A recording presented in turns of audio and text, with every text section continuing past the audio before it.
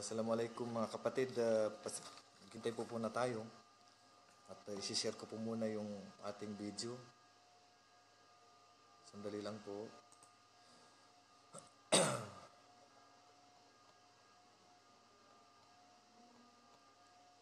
Saan ba yun? Kita dito.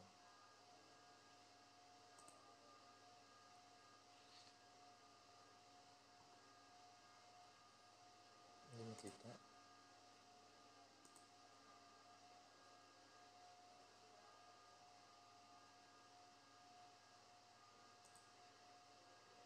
Saan na yun? Lumabas na dyan, Abdurrahman? Yung live ko? Wala pa, no? Ano ba makikita ko? Baka yun na. Sorry. Dialog.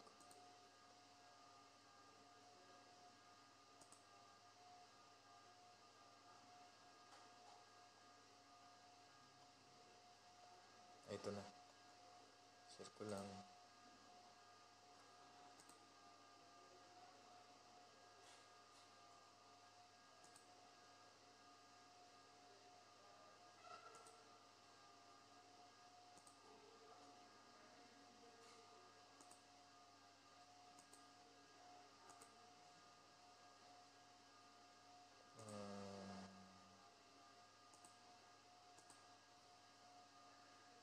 Sandali lang po mga kapatid. At isi-share ko po muna. Sandali lang po.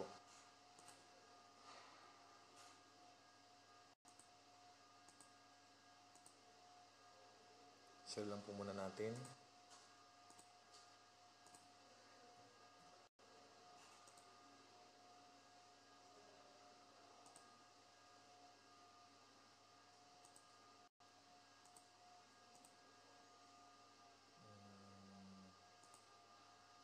Sandali lang po. Ano ba yan?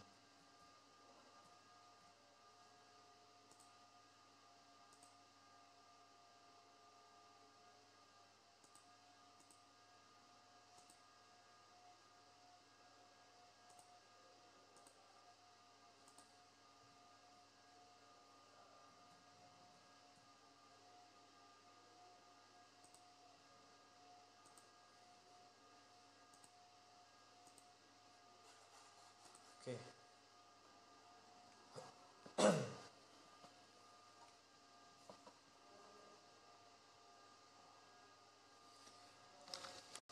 Okay, alhamdulillah.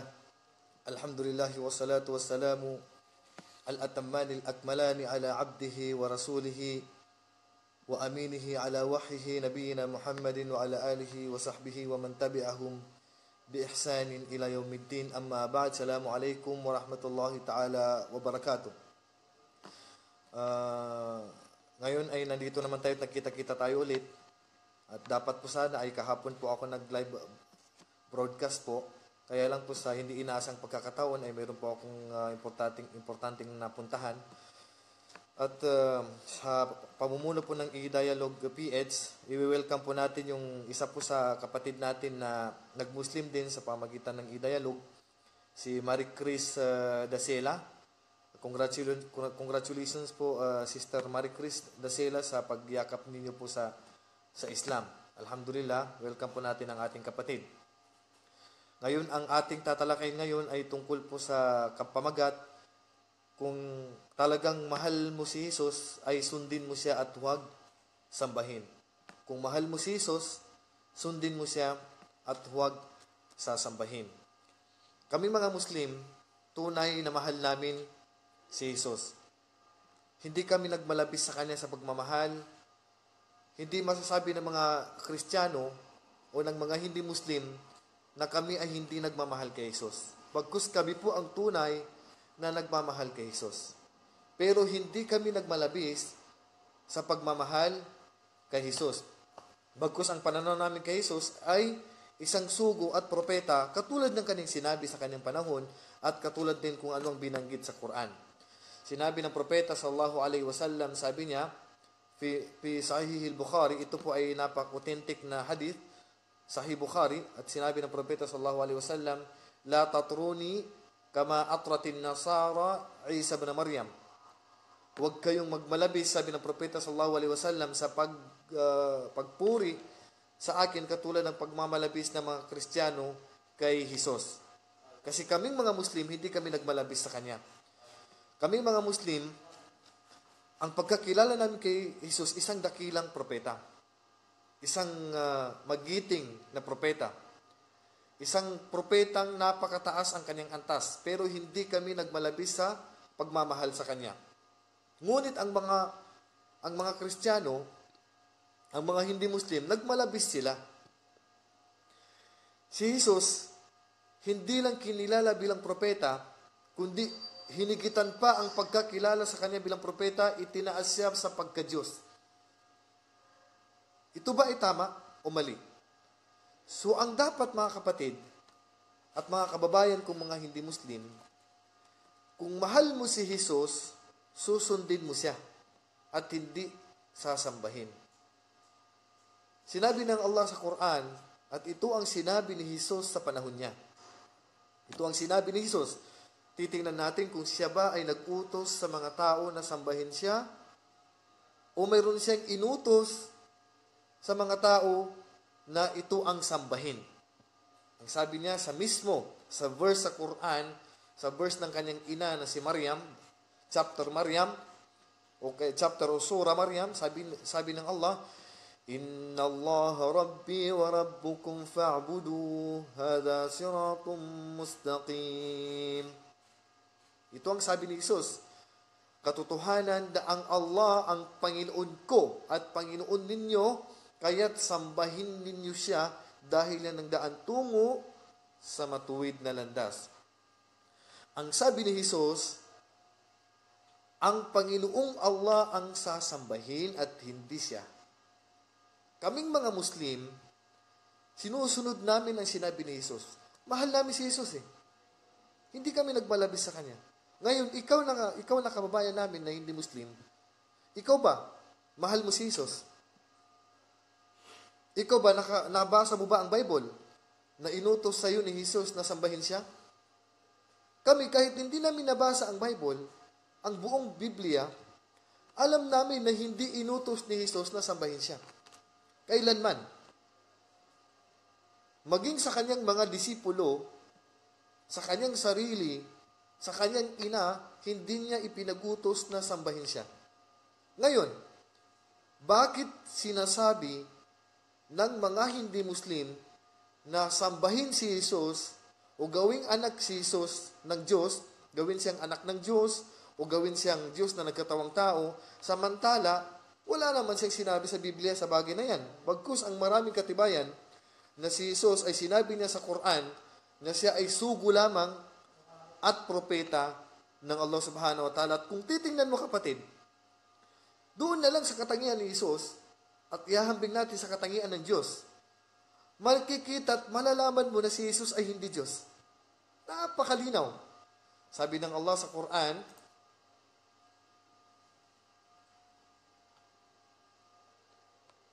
Mal Masih ibn Maryam illa rasulun kad khalat min qablihi ar-rusul wa ummuhu siddiqah kana ya'kulani at-ta'am unzur kayfa nubayyinu lahum al-ayat thumma unzur anna yufakun.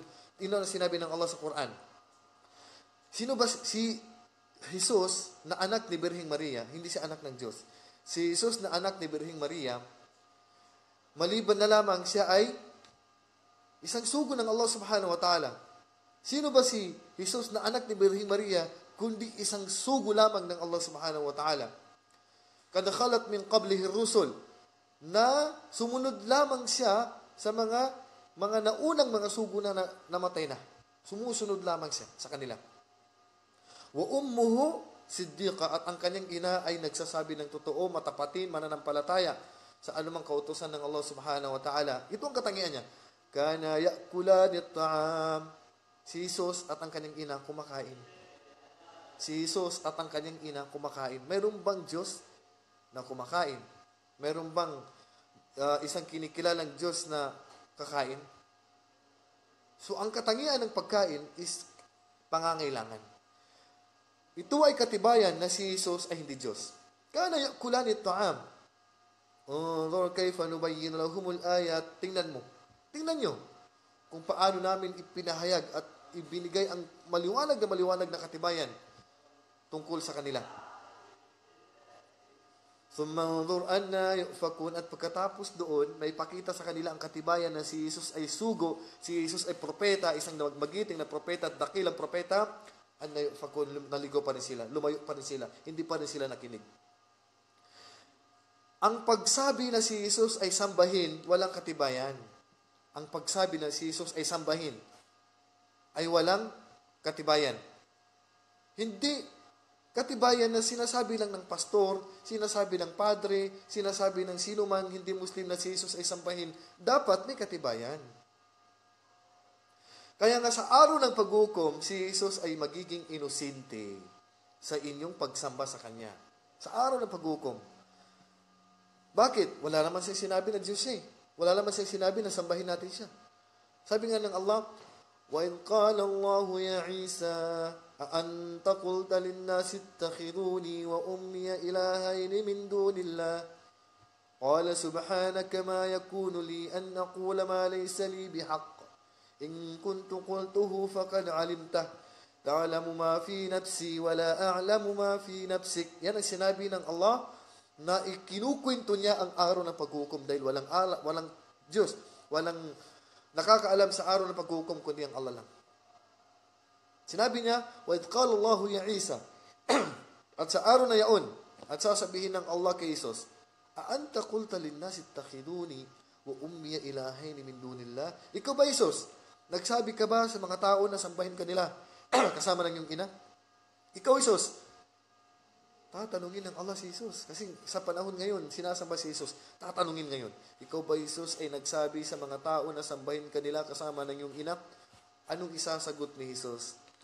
قَالَ سُبْحَانَكَ مَا يَكُونُ لِي أَنْ أَقُولَ مَا لَيْسَ لِي بِحَقٍّ. Sumaiyo ang kaluwalhatian ni Allah. Hindi ko pwedeng sabihin sa mga tao ang wala akong karapatan na sabihin.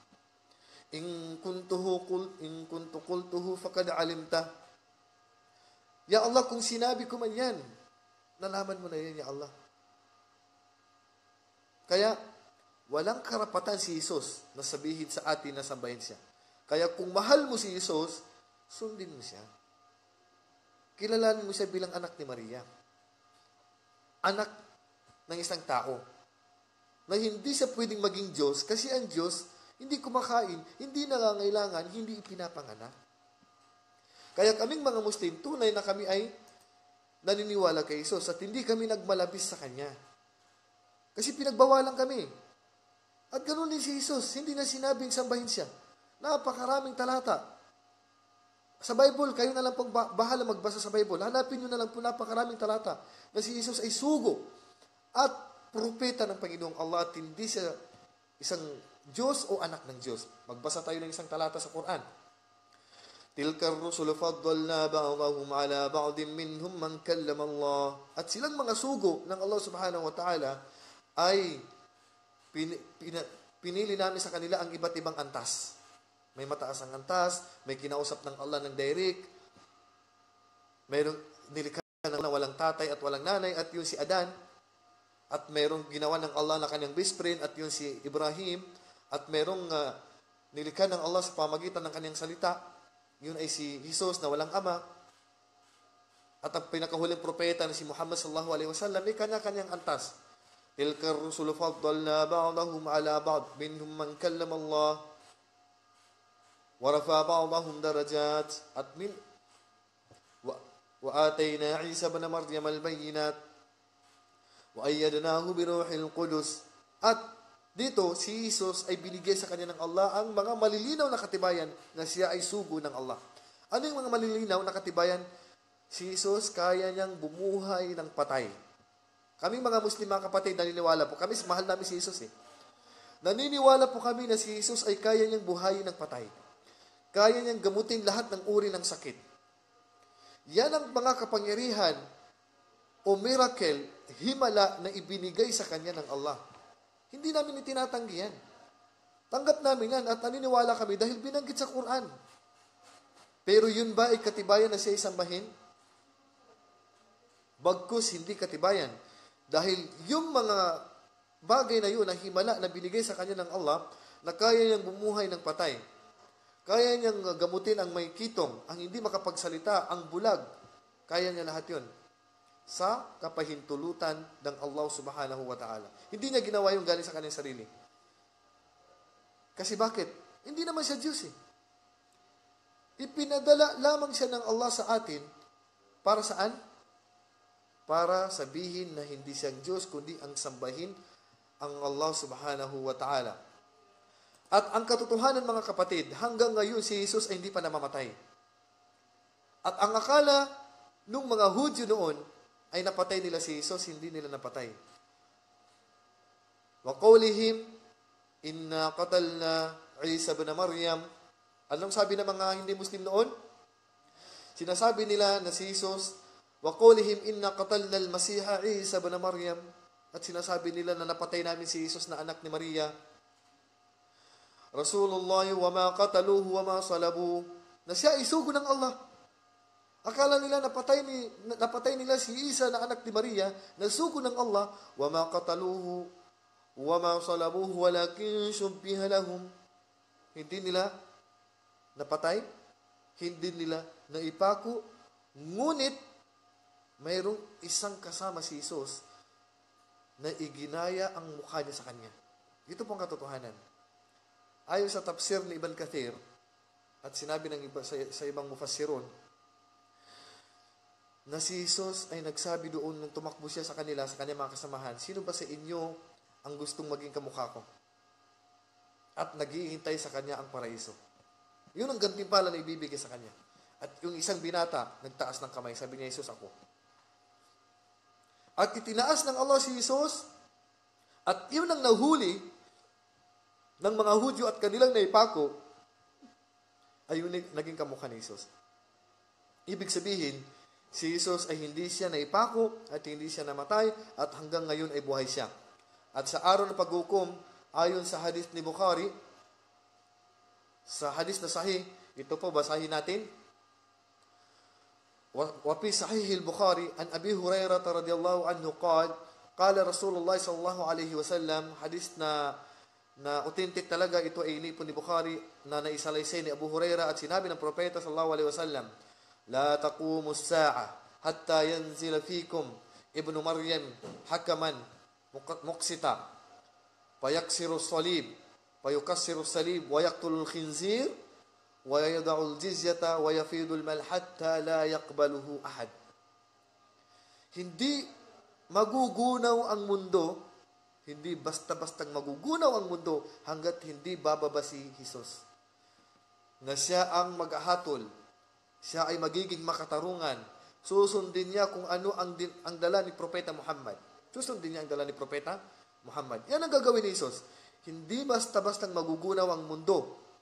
Sinabi ng Propeta sallallahu alaihi wasallam sa hadith ni Bukhari, hanggat sa hindi bababa si Jesus na siyang mag-ahatol, na magiging makatarungan, anong gagawin niya? Payukassiru as-salib. Lahat ng cross, puputulin niya. Bakit? Para patunay na siya ay hindi nag-utos na sambahin siya. Puputulin niya lahat ng cross. Wayaqtulul khinzir, at papatayin niya lahat ng baboy. Papatayin niya lahat ng baboy. Ngayon ang tanong, bakit papatayin ni Jesus? Yun ang utos sa kanya ng Allah. Ang tanong kung bakit niya papatayin, yun ang utos sa kanya ng Allah. Dahil nga, bawal nga kainin ng baboy. Pero hindi nang ulog na bawal ipatayin dahil utos nga sa kanya ng Allah na patayin ang baboy. Wayada'ul jizya. At wala nang magbibigay ng jizya para maputol ang labanan, hindi na magbibigay ng jizya. Wayafidul ma hatta la yaqbaluhu ahad. At halos lahat ng tao sa time na yan, na pagbaba ni Jesus, alam niyo ba, wala nang tatanggap ng kayamanan. Pag binigyan mo, kapatid, ito po ang aking zaka, ito po ang aking ginto, ito po ang aking silver, ito po ang aking tulong, wala nang tatanggap. Lahat ng tao sa time na yan, sa pagbaba ni Jesus, mayaman na.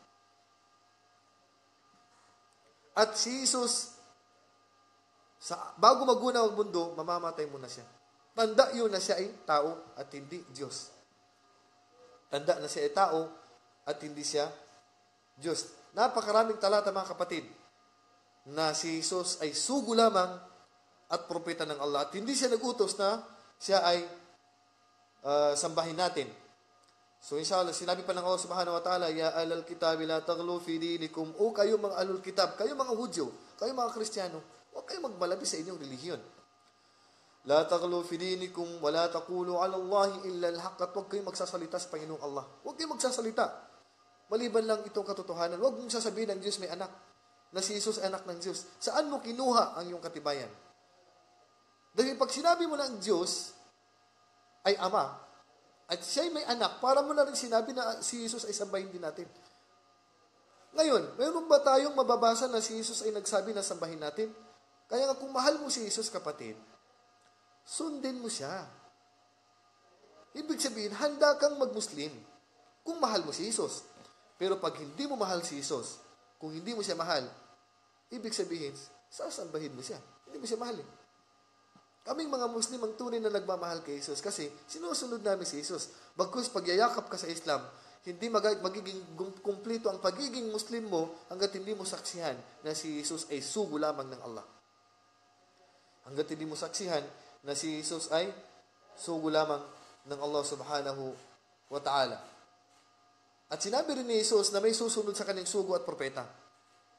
Sinabi rin ni Jesus na may susunod sa kanyang sugo at propeta at hindi niya inangkin na siya ang nauna nauna ang kanyang libro, katulad ng sinasabi ng mga hindi Muslim na sinasabi nila na bakit susundin natin ang Quran na may nauna ang kay Jesus do ay mas nauna. May mas nauna pa nga sa dala ni Jesus eh. Yung Injil, may nauna pa yung Taura. Mas nauna pa yung Taura sa kanya, pero pinatunayan niya na ang Taura ay sinusunod lamang niya. Kumbaga, yung Taura, patuloy lamang, yung Injil, yung dala ni Jesus, patuloy lamang nung nauna sa kanya. At yung Quran naman, kung ano yung binanggit sa Taura at binanggit sa kay Jesus, sinusunod din namin. Kaya lang, wala naman tayong Injil ngayon. Meron ba tayong matatagpuan na katibayan mula kay Jesus? Wala na. Kasi kung mayroon lang mga kapatid na original, yung Injil, kami mga Muslim mismo susunod kung anong binanggit sa Taura at anong binanggit sa Injil. Pero wala na eh. So, ang natitira na lang ay ang Quran at binamagit ng Quran. At sinabi ni Jesus na may susunod sa kanyang propeta, ya'ti min ba'di ismuhu Ahmad, na may susunod sa kanyang propeta na ang pangalan ay si Ahmad, na yun na po yung katawagan sa kanya na tinawag na pong Muhammad. So, kami mga Muslim ang tunay na nagmamahal kay Jesus. Kaya kapatid, kung mahal mo si Jesus, sundin mo siya. Huwag sasambahin. Yan po ang susi ng paraiso. Yan po ang Islam. Kaya kung tanggap mo ang Islam, susundin mo si Jesus. Pero pag ayaw mo kay Jesus, mananatili ka, magiging Kristiyano ka. Mananatili ka sa religion mo na pagsamba kay Jesus. Pero tandaan mo, kung kailangan mong manaliksik ng katotohanan, hanapin mo. Hindi ko binasa ang Bible. Hanapin mo sa Bible. Kung gusto mo magkaroon ng maraming kaalaman, nandiyan ang Quran namin, translated na sa iba't ibang lingwahe. May Tagalog, may English, may at iba't ibang lingwahe pa. At pwede mong malaman kung ano ang katotohanan kay Jesus. Yan po ang Islam. Dahil hindi kami nagmalabis kay Jesus, kaya si Muhammad, hindi namin siya ginawang Diyos. Kasi bawal yun sa amin sa pagmamalabis. Kayo, yung mga hindi Muslim, sa sobrang pagmamalabis nila, ginawa nila si Jesus na Diyos. So, labag na yun sa kautusan ng Panginoon natin. Dahil si Jesus, tandaan ninyo, sinabi ng Allah, وَلَقَدْ بَعَثْنَا فِي كُلِّ أُمَّةٍ رَسُولًا أَنْ يَعْبُدُوا اللَّهَ وَاجْتَنِبُوا الطَّاغُوتَ. At katotohanan sabi ng Allah at nagpadala kami sa lahat ng nasyon, sa lahat ng komunidad, sa lahat ng tao, sa bawat nasyon, ng isang sugo. At ang utos lamang nila, أَنْ يَعْبُدُوا اللَّهَ وَاجْتَنِبُوا الطَّاغُوتَ. At sambahin ninyo ang Allah at layuan ninyo ang mga sinasamba maliban sa Allah. Kaya ulitin ko mga kapatid, tinanong ako nung isang araw, ano ba ang nauna? Sabi sa Pilipinas daw, ang nauna is pagano. Oo, sabihin natin na kasi siyempre sa Pilipinas hindi pa naman sa time na yun is na kumalat na agad ang Islam. Pero lahat tayo pinapanganak na Muslim. Pero tandaan natin, sino ba ang kauna-unahang tao sa mundo? Para muna malaman natin ang kwento kung kailan nagsimula ang Islam. Sa Pilipinas, kung titingnan natin, mas nauna pa ang Islam, siyempre. Pero before 1300 plus, alam natin na pag-ano ang mga tao dyan. Pero itong titingnan muna natin. Mas nauna pa dyan ang kwento. Magmula kay Adan, hanggat kay Noah, 1,000 years, sa time na yan, Muslim na po ang mga tao. Magmula kay Adan. Kasi pinasaksi na tayo ng Allah eh. Kung sino ba ang Diyos o kinikilala ba natin ng Allah na siyang Diyos natin? Oo, tinatanggap natin. Yan po ang Islam. So, mayroon pa bang mas nauna sa relihiyong Islam? Nauna ang Islam sa panahon pa ni Adan. Bago pa siya likhain ng Panginoong Allah. Pinili na sa atin ng Allah ang Islam na siya ang ating religion. So, ito ang religion na dala ni Jesus. Si Jesus ay Muslim. Sumasamba sa Allah. Lahat ng kautusan ng Allah ay kanyang sinusunod. Oo mga kapatid, kaya niyang buhay ng patay. Lahat ng sakit kaya niyang gamutin. Pero hindi yung ibig sabihin na sambahin natin siya. Dahil yung kapangyarihan na binigay sa kanya, isa lamang yung sa tanda na siya ay propeta. Para patunayan sa panahon niya na may Diyos. Mayroon pa kang humingi na, Jesus, magpababa ka nga ng mesa sa langit na may punong-puno ng pagkain. Anzil alayna ma'idatan minas sama. Takunu lana 'idan li awwalina wa akhirina, na maging piyesta namin, kaligayahan namin mula noon hanggang ngayon. So si Isa nanalangin sa Allah. Nanalangin sa Allah si Jesus para ibaba yung mesa na hinihingi ng mga hindi Muslim, ng kanyang mga kasama pala. Pero nung ibaba ng Allah yung mesa, sabi na naman nila, salamang ka na naman. Magician na naman si Jesus. So ito po mga kapatid, dapat natin maunawaan na kung mahal mo si Jesus, sundin mo siya. Huwag mong sasambahin. Wala kang mababasa na nag-utos si Jesus. Kahit saan ka man magbasa, wala kang mababasa na si Jesus ay nag-utos na sambahin natin siya. Bagkus ang utos niya, siya ay sugo at sundin natin siya. Hanggang dito na lamang mga kapatid. Wa sallallahu ala nabiyina Muhammad wa ala alihi wa sahbihi wa sallam. Assalamu alaikum wa rahmatullahi ta'ala wa barakatuh.